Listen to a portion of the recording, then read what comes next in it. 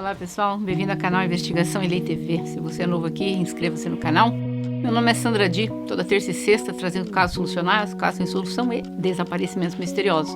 Vamos ao caso de hoje, um caso um pouquinho longo, mas fiquem aqui até o final que vocês vão se surpreender com essa história. Essa história começou em 2013, mas para vocês terem uma ideia de tudo, precisamos voltar no tempo. Paolo Macchiarini nasceu em 22 de agosto de 1958 em Basel, na Suíça. Sua família era ou é de origem italiana. Paolo é um médico cirurgião torácico. Amigos e colegas descreveram o Paolo como um homem muito inteligente, charmoso e bonito. Recebeu seu diploma de médico pela Universidade de Pisa, na Itália, em 1966 e terminou o mestrado em cirurgia em 1991.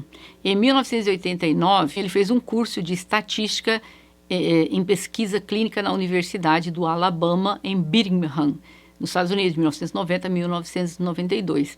Ele foi assistente e professor da Universidade de Pisa. Também obteve mestrado em transplantes de órgãos e tecidos em 1994. Em 1997, ele recebeu o seu doutorado pela Universidade de Franche-Comté, na França.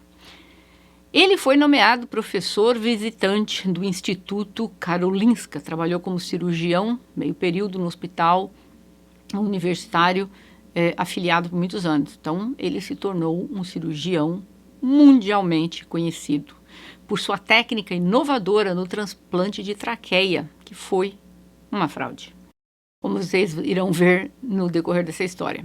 Aqui entra uma mulher chamada Benita Alexander. Ela nasceu em 21 de abril de 1966 em Harrington Woods, no estado de Michigan, nos Estados Unidos.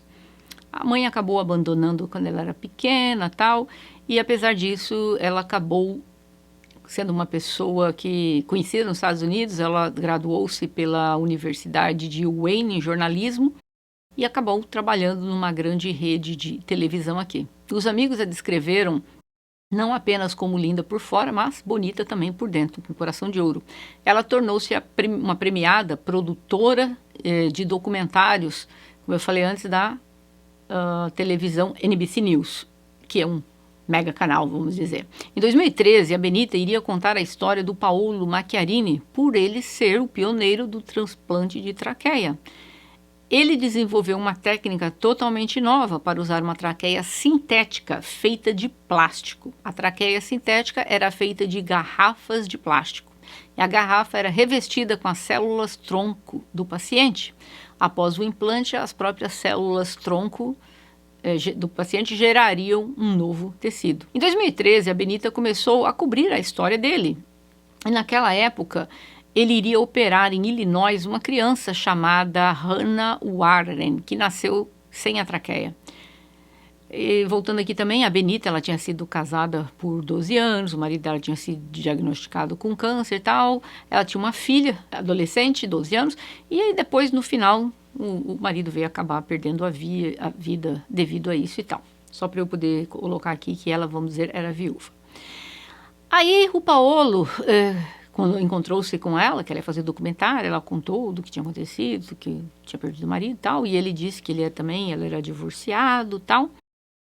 E aí os dois começaram não somente a trabalho, eles começaram ali um romance. Nesse romance eles começaram a viajar juntos, foram para Londres, México, Rússia, Grécia, Suécia, Porto Rico, Bahamas 2 vezes. Ela disse que o Paolo era romântico. Ele expressava seu amor com poesias, pétalas de flores jogadas pelo chão de todo o quarto. Não, o cara leu todos os livros. Fitas de vídeos, apenas ele mandava para dizer que a amava, que estava com saudade, notinhas escritas no espelho, com batom. Aí, até que enfim, ele pediu a Benita em casamento, no Natal de 2013. Ele deu para ela um anel que, segundo ele, custou $100.000. Ela sabia dançar salsa e ele não, então um belo dia, quando eles estavam no México, em um restaurante, ele a chamou para dançar salsa. Sim, isso mesmo, aí ela ficou surpresa. Ele começou a dançar salsa maravilhosamente bem e ela ficou maravilhada, emocionada. Porque que homem iria tomar aulas de salsa somente para dançar com ela? Ela não sabia, então ela achou, uau, que homem. Ele comprou um piano para o apartamento dela e ele disse que ele tocava piano quando criança, mas que ele perdeu a habilidade, mas que ele iria tocar uma música no casamento deles. E aí ele lá começou a impressioná-la tocando piano, e ela, nossa, para quem tocava piano só quando criança, já adulto, está tocando tão bem, e ele lá dedilhando, tocando e tal, disposto a impressioná-la. Ele parecia o cara dos sonhos dela. Aí o Paolo disse, que não havia lugar mais romântico que a Itália para casarem. Como ele viajava pelo mundo afora, fazendo cirurgias, e de repente ele aparecia nos Estados Unidos para passar um final de semana com ela. De repente ele ia fazer uma cirurgia em Londres, mandava uma passagem, ela ia para lá, para Londres, passar um final de semana com ele. Aí ele estava na Suécia, ele estava na Rússia, e a Benita, às vezes não sabia nem onde que ele estava. O casal decidiu que iria casar na Itália. Acontece que o Paolo disse que ele queria fazer um casamento católico, na igreja. Ela disse que por ele ser divorciado, a igreja católica jamais iria aceitá-lo. Ele disse que ele era médico do Papa. E que o Papa iria casá-los. Ela não acreditou que o Papa decidiu pessoalmente casá-los. Ele disse a ela que o Papa disse assim que eles ali formavam o casal perfeito para mudar as regras na Igreja Católica. Aí ela fez uma pesquisa no Google e ela viu que o Papa havia já celebrado o casamento de pessoas anteriormente, não divorciados. Ela falou, de repente então é verdade. Aí ele disse que o ex-presidente Bill Clinton e a família, o presidente Obama e a família, os cantores John Legend, Elton John, o Andrea Botticelli, eles todos iriam ao casamento como convidado e eles apresentariam-se no casamento cantando. Diz que o casamento duraria 4 dias. E seria num castelo, a cerca de 40 minutos de Roma. Aí ela contratou uma assistente para o casamento e ela começou a pensar nos vestidos que ela iria usar. Olha, cada vestido lindo. 4 dias mudando de vestido. O Paolo começou a dizer a Benita que várias pessoas estavam contra ele e seu trabalho, e que estavam começando a caluniá-lo, dizendo que ele estava praticando má conduta científica, porque esses médicos queriam provar que o transplante da traqueia não funcionava, que era uma fraude, e que isso era uma notícia que talvez ia correr na mídia, e que se ela visse, claro, não poderia acreditar nisso. E, imagina, um homem renomado, ela não duvidou do trabalho dele. Aí a menina que ele fez o transplante, a Hannah, que fez a cirurgia, acabou falecendo. Ela e o Paolo foram para a Itália por uma semana. Ela queria ver aonde que ia casar, porque ele que estava cuidando de tudo. E ele disse que faria a festa num Castelo Gandolfo, e ela disse que queria ver, e ele, não, eu vou cuidar de tudo. Ele disse que haveria um show de fogos de artifícios. Ele disse que a filha dela e eles iriam morar em Barcelona, mas que ele precisaria ainda continuar viajando pelo mundo para fazer os transplantes. Ela acabou então pedindo demissão do trabalho dela e ela já estava se arrumando para mudar com a filha para a Espanha. Mas aí algo aconteceu. Sentem-se, peguem um chazinho que vocês irão precisar. Ela estava em um spa com as amigas. De repente ela recebeu um e-mail de um amigo dela que dizia, precisamos conversar. E mandou para ela um link de um artigo que dizia que no dia do casamento dela, 11 de julho de 2015, o Papa não estaria na Itália, mas sim em uma viagem na América do Sul. Ela ficou enfurecida e ligou para o Paolo. Ele disse que estavam tentando minar a agenda do Papa, porque ele queria casá-los, movendo assim uma agenda progressiva dentro da igreja, e que a cúpula estava tentando tirar o Papa do casamento, mas não se preocupasse, que no dia do casamento o Papa estaria lá. E aí ele soltou a pérola. E ele disse que o Papa disse que qualquer pessoa de qualquer orientação sexual, gays, iriam receber a comunhão. Aí ela começou a pensar, peraí, aí também já é demais, a gente sabe que a Igreja Católica é contra, receber a comunhão. Aí ela começou a dar uns telefonemas, e após telefonemas, e ela ligou para o lugar que eles iriam casar, mas ninguém sabia nada sobre o casamento deles. Ela pensou, peraí, então eu vou jogar o jogo dele, preciso descobrir mais. Aí ela fingiu que não sabia de nada, e ela contratou 2 detetives particulares, um nos Estados Unidos e um na Itália. O investigador descobriu primeiro que ele não era divorciado. Ele disse que o divórcio dele havia sido finalizado após eles começarem a namorar. Aí o investigador disse que esse Instituto Karolinska estava investigando as alegações que o Paolo fabricou toda a pesquisa médica dele. Tudo dele era uma fraude. E aí ela precisava de mais tempo para descobrir se tudo isso era verdade ou não. Então ela disse para ele, olha, vamos adiar aí o casamento porque tem tanta coisa, eu não estou conseguindo, os vestidos não estão prontos, os meus convidados, vamos adiar aí por uns dias. Ele, não, ok, claro. Aí ela tentou entrar em contato e ela descobriu que o Paolo, ele nunca foi médico do Papa, o Papa nem sabia da existência dele. Ficou também provado que a família Obama, o Elton John, John Legend, o Andrea Botticelli e o presidente Clinton e a família nem sabiam quem era ele, muito menos que estariam no casamento deles.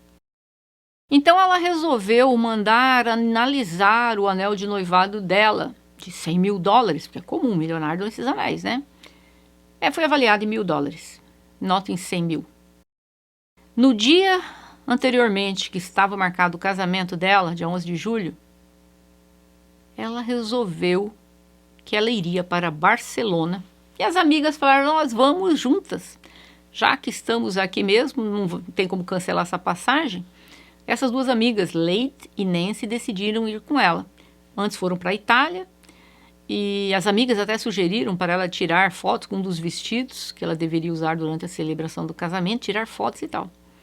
E nisso tá lá o Paolo mandando mensagens para ela, dizendo que ela dizendo para ele que ela estava em Nova York, passando o final de semana com amigas, e ele disse que ele estava fazendo um trabalho, um transplante na Rússia. Aí a Benita colocou uma peruca loira para se disfarçar e foram até a casa do Paolo, que seria a suposta casa que ela deveria morar com ele e a filha dela. E eis que do lado de fora eles viram uma mulher com 2 crianças e o Paolo. Ou seja, ele tinha uma esposa na Itália, que ele não era divorciado, tudo leva a crer que ele ainda também vivia com a esposa da Itália. Ele tinha essa uma na Espanha, que não se sabe pelas minhas pesquisas, não consegui achar se ela sabia que ele era casado ou ela era mais uma das enganadas. E provavelmente aquelas crianças eram os filhos dele, morando na casa que ela iria morar. Aí a Benita ficou no carro e as amigas disseram, nós vamos lá bater na porta do Paolo. Pegaram uma garrafa de vinho, foram na porta dele, knock knock. Ele disse que ele abriu a porta em choque e elas disseram, olha, as passagens aéreas não poderiam ser reembolsáveis, então resolvemos vir até aqui te dar um presentinho. E deram para ele uma garrafa de vinho para ele. E ele disse obrigado, mas nem convidou-as para entrar. A Benita viu, as amigas viraram as costas, saíram e ela viu que quando ele pegou a garrafa e jogou a garrafa numa lata de lixo. E ela estava no carro aos prantos. Ela pegou o piano que ele tinha colocado na casa dela, deu para venda, colocou para vender. Aí, a pessoa que comprou o piano acabou ficando amiga dela. Ficou tão amiga que viajaram até juntas. Aí um dia a amiga dela diz assim para ela, sabe aquele piano que você me vendeu? Ele toca sozinho, né? Ela, como? Ok, oi. Falou, sim, você pode fingir que você está tocando piano. E eis que aquela encenação dele dedilhando lá o piano era tudo mentira. Ele ligou o automático do piano e era o piano sozinho tocando. Gente, que homem horroroso. A Benita acabou mandando 2 e-mails, um para o Instituto Karolinska para dizer que o Paolo não é quem ele dizia ser. Ela descobriu todas as mentiras dele, que ele colocou no currículo dele. Ele disse que ele tinha mestrado na Universidade do Alabama em bioestatística, que era uma mentira. A universidade não sabe nem quem é esse homem. Ele nunca lecionou em nenhuma universidade italiana, como ele colocou no currículo dele. O Paolo estava falsificando os resultados das cirurgias e vários médicos firmaram um documento com 500 páginas documentando todas as mentiras dele na esfera de transplante. E finalmente o Instituto Karolinska, que lidera o comitê do Prêmio Nobel de Medicina, eles decidiram reverter todas as conclusões iniciais sobre o caso do Paolo e ele foi suspenso e foi encontrado como culpado de má conduta científica. Das 11 pessoas que receberam a traqueia artificial do Paolo, apenas uma está viva, mas ele disse para todos no currículo que estavam todos vivos. Em 2019, um tribunal italiano condenou o Paolo a 16 meses de prisão por abuso de poder e falsificação de documentos. Em 29 de setembro de 2020, o Ministério Público na Suécia indiciou um cirurgião não identificado sob acusação de agressão agravada. A agência de notícias suecas disse que o cirurgião indiciado era o Paolo Macchiarini e mencionou que as vítimas que fizeram essa agressão agravada eram os pacientes que perderam a vida com essa fraude dele. E primeiro, algumas dessas pessoas elas sofreram graves lesões físicas, grande sofrimento, resultado do transplante, e infelizmente acabaram perdendo a vida. O julgamento do Paolo Macchiarini terminou em 23 de maio de 2022 e ele foi considerado culpado por causar danos corporais, mas não agressão. Então ele recebeu uma sentença de liberdade condicional em 16 de junho de 2022. Gente, é uma vergonha as penas na Europa, fala sério. E outra coisa, ele é casado há 30 anos com a mulher italiana. Os pacientes que eu falei que perderam a vida, que eu mencionei, o transplante foi um fracasso. Hannah Warren, que nasceu em 2010, sem a traqueia, foi operada em 2013 no Children's Hospital em Illinois, feita a operação por ele, faleceu em junho de 2013. Kezia Shorten, nascida em 1991 no Reino Unido, foi operada em 2010 em Carege, Florença, pelo Paolo, faleceu em janeiro de 2012. Yeltsin Cetir, nascida em 1990 na Turquia, ela operou-se no Hospital Universitário Karolinska em Estocolmo em 2012, recebeu uma traqueia de plástico, faleceu em 2014. Yulia Tulik, nascida em 1979, russa, operada em 2012. Os parceiros de cirurgia russos do Paolo, o Vladimir Porknov e o Igor Polyak, confirmaram depois também que essa paciente passou por mais de 191 cirurgias para corrigir o transplante que foi feito. 191 cirurgias. E ela acabou precisando de um transplante de pulmão e ela acabou falecendo nos Estados Unidos em 2014. Zadia Igikova, nascida em 1984 na Rússia, também foi operada pelo Macchiarini, o Paolo, em 2010, do Centro Nacional de Pesquisa de Cirurgia em Moscou. Recebeu também uma traqueia nova, acabou falecendo em 2018. E por aí vai. Agora, que história é essa? Eu gostaria de ouvir de vocês. Vocês teriam acreditado em tudo desse homem de cara? Porque a Benita era uma mulher esclarecida, uma jornalista, sabe, uma produtora. Ela fez o papel de casa porque ela foi entrevistá-lo. Tudo levava a crer que ele era esse homem realmente importante. Ele era um cirurgião? Sim, ele é graduado, ele é um cirurgião de verdade, ele é um cirurgião torácico, mas é uma fraude a cirurgia que ele colocou a vida dessas pessoas em risco e que todas perderam a vida, sobrevivendo apenas uma delas. Não sei se ainda vão ter processos aí rolando contra ele com o tempo. Agora, algumas coisas me chamam a atenção que ela acreditou de cara.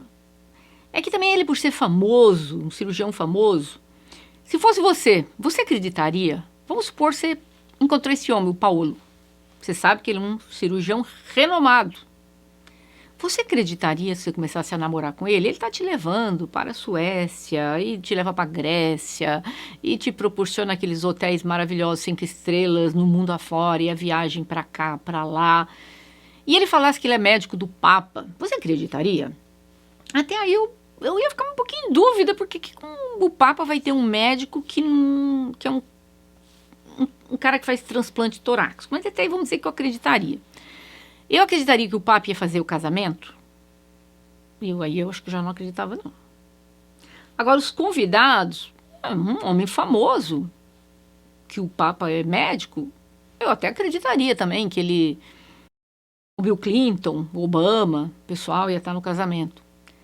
Agora, eu acho que ela foi um pouco ingênua acreditando em tudo isso. Tudo bem que tudo era uma fraude, e ela só descobriu por causa de 2 investigadores.